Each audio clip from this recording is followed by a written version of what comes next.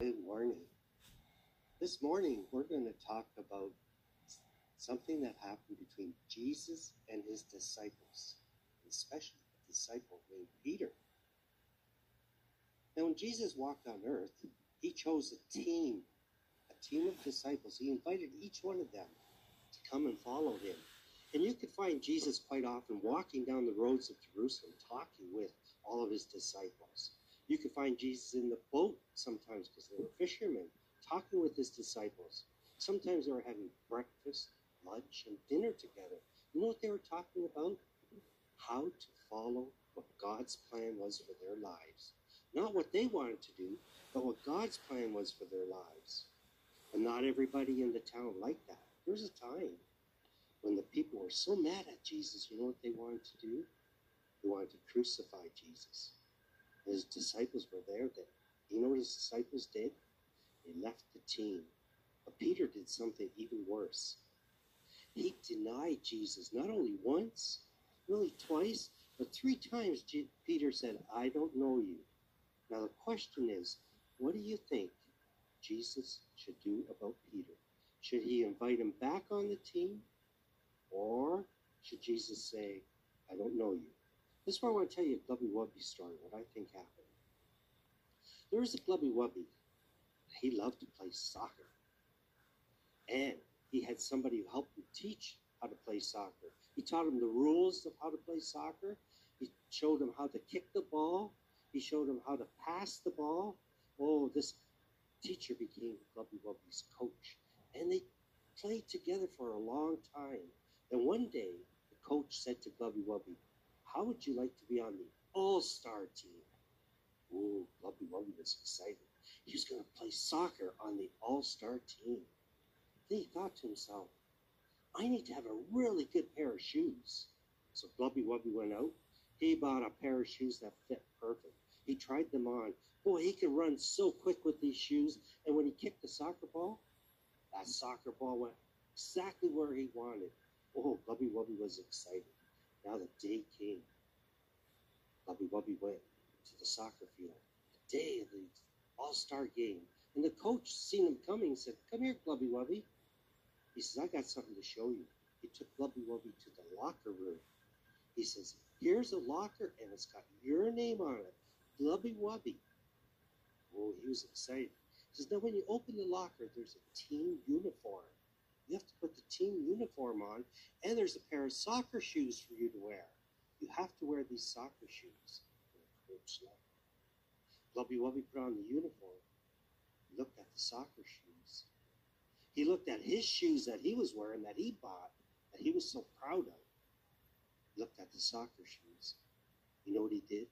He kept wearing his own shoes, and he went onto the soccer field. Well, the game started. Oh, Glubby Wubby was excited. He was an excellent soccer player. He got the ball passed to him.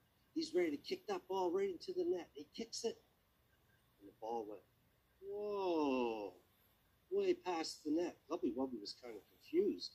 He looked at his teammates and he looked at his coach, and his coach was standing on the sideline holding the right pair of soccer shoes. Glubby Wubby glanced to see the soccer shoes. He kept on playing. A little while later, he got the soccer ball again. He was going to pass it to his teammate. And when he went to pass it to his teammate to get a breakaway, the soccer ball went way behind his teammate. His teammate said, "Glubby Wubby, what are you doing?" Glubby Wubby went, oh, he was getting frustrated, confused. He looked at the sideline. There was his coach, still holding the soccer shoes he should have been wearing. Well, the whole half of that soccer game, Glubby Wubby couldn't pass the ball at all. He couldn't do nothing right. And he walked into the locker room. And Glubby Wubby knew one thing. He disobeyed his coach. And he thought to himself, the coach is not going to let me play the second half. So he went to the soccer room. You know what he did? He sat there and he went like this. Oh, I'm not going to be able to play anymore. I disobeyed the coach. He heard the coach's feet walking towards him. The coach stood in front of Glubby Wubby. And he said, "Glubby Wubby, these are the shoes you have to wear."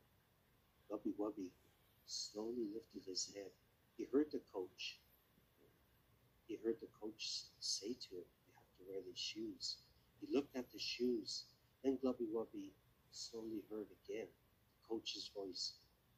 "Glubby Wubby, I want you to wear these shoes."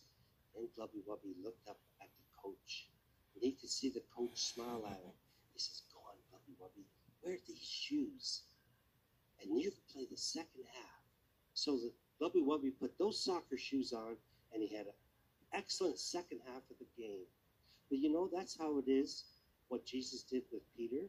Jesus invited Peter back the second time to play on his team, to be a disciple. And that's how it is for us, because sometimes we do the same thing as what Peter did and as what Glubby Wubby did. We don't always listen to what Jesus wants in our lives, right? Sometimes we do things wrong. When we do things wrong, do you think that Jesus says to us, "I don't want nothing more to do with you"? Or do you think that Jesus says, "Come here, I love you, I forgive you"? What do you think?